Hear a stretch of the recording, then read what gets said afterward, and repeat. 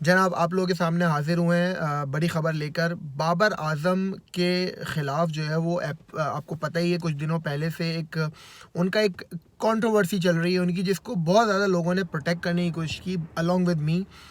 नहीं चाहते थे हम कि इस बात को उछाला जाए, क्योंकि बहुत सारे लोग जो है वो जब एक आदमी पावर में होता है तो उसका फ़ायदा भी उठाने की कोशिश करते हैं, और जब तक कोई चीज़ ऑथेंटिक ना हो उसको डिस्कस भी नहीं करना चाहिए। लेकिन आज बड़ी इंपॉर्टेंट न्यूज़ आई है, वो ये कि सेशन कोर्ट लाहौर में उन्होंने FIA, जो पाकिस्तान का नेशनल सिक्योरिटी का इदारा है, उसको ये हुक्म दिया है कि आप केस बनाएं बाबर आजम के ख़िलाफ़ और पूरी इंक्वायरी करें कि जो ये खातून आकर हमसे बोल रही हैं, क्योंकि FIA जो था वो कार्रवाई नहीं कर रहा था, तो इस वजह से वो जो मुख्तार बीवी हैं वो साहिबा जो है वो कोर्ट के पास गई। उन्होंने ये कहा कि भाई ये लोग कार्रवाई नहीं करते बिकॉज बाबर आजम असल रसूख रखते हैं, जाहिर सी बात है, पाकिस्तान के 3 फॉर्मेट्स के कैप्टन है वो, और प्लीज़ इनको बोलें कि इनके ख़िलाफ़ कार्रवाई करें, क्योंकि ये बंदा, इनकी फ़ैमिली जो है वो मुझे हिरासा कर रही है।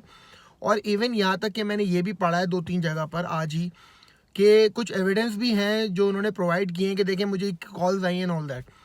तो बहरहाल देखें, हाँ, हमने बाबर आजम को अलॉन्ग विद मी बहुत प्रोटेक्ट करने की कोशिश करी है, और हमें करना भी चाहिए अपने हीरोज़ को, क्योंकि बहुत सारे लोग, जैसे मैंने कहा, कि फ़ायदा उठाते हैं। लेकिन अब मुझे ऐसा लगता है कि जिस पॉइंट पर ये चीज़ अब आ गई है, बाबर आजम के लिए चीज़ें आगे मुश्किल होने होने लगी हैं। मैं ये नहीं कह रहा कि वो उनके ऊपर कोई केस साबित हो जाएगा, लेकिन एनी हाउ जब आपके ख़िलाफ़ ऐसे केस चलते हैं, इंक्वायरीज़ होती हैं, तो लोग बातें तो बनाते हैं और आपके ख़िलाफ़ मीडिया में बातें भी होती हैं। और अब जब मीडिया में डिस्कशन होना शुरू हो जाएगा, स्पेशली मैं बहरहाल कमिंग बैक टू इस डिस्कशन के साथ साथ मैं ये भी कहना चाहूँगा कि जो पिछले एक हफ़्ते से एक तमाशा लगा हुआ है कि बाबर आजम अनहैप्पी हैं स्क्वाड के हवाले से। उन्होंने 11 लड़के मांगे थे, 12 लड़के मांगे थे। ये जो एक सारा जो खेल शुरू किया था कामरान अकमल ने, ठीक है, आप सिलेक्शन के ऊपर जो लोग वो कर रहे हैं क्रिटिसिज्म, वो अपना उनका बनता है कि भाई इस खिलाड़ी को क्यों ले लिया, 2 मैच खेलें, 4 मैच खेलें।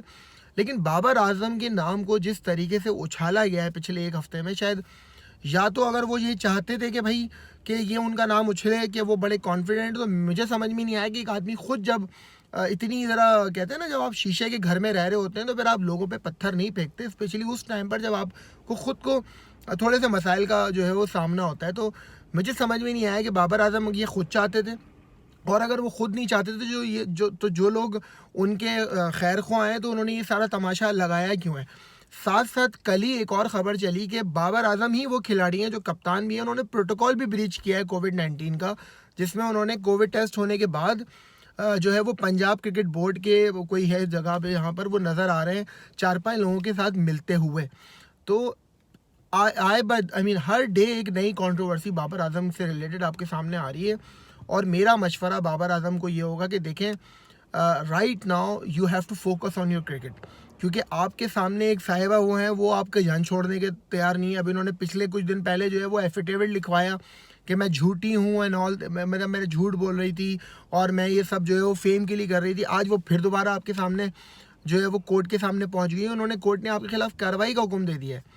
तो कोशिश करें कि क्रिकेट पे फोकस करें, और जो लोग आपके खैर को आएँ उनको कॉल करें और उनको बोलें भाई मेरी जान छोड़ो, मैं पाकिस्तान को सर्व करना चाहता हूँ, और अगर 2-4 लड़के मेरी पसंद की नहीं भी आए तो कोई बात नहीं, उसको तरीके से भी रिजॉल्व किया जा सकता है। क्योंकि अब होगा क्या, आने वाले वक्तों के अंदर अब बाबर आजम से मोहम्मद वसीम से जो फोकस है वो मूव होगा बाबर आजम की तरफ।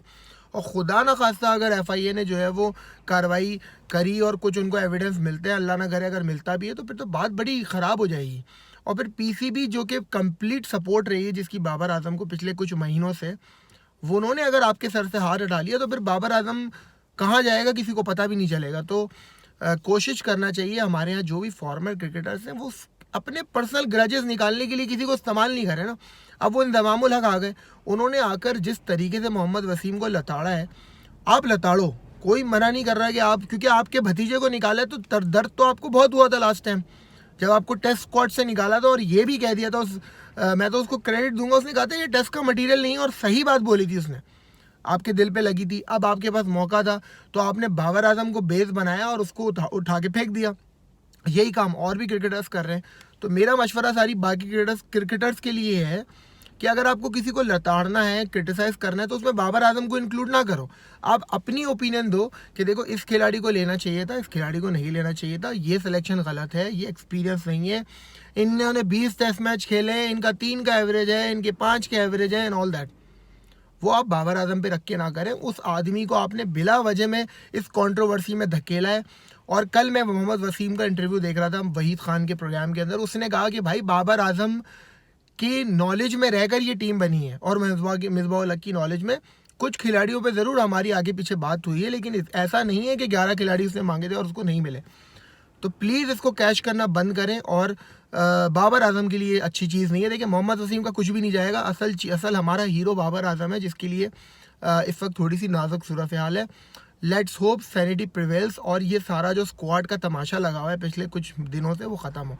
आपके साथ दोबारा मुलाकात होगी। अल्लाह हाफ़िज़।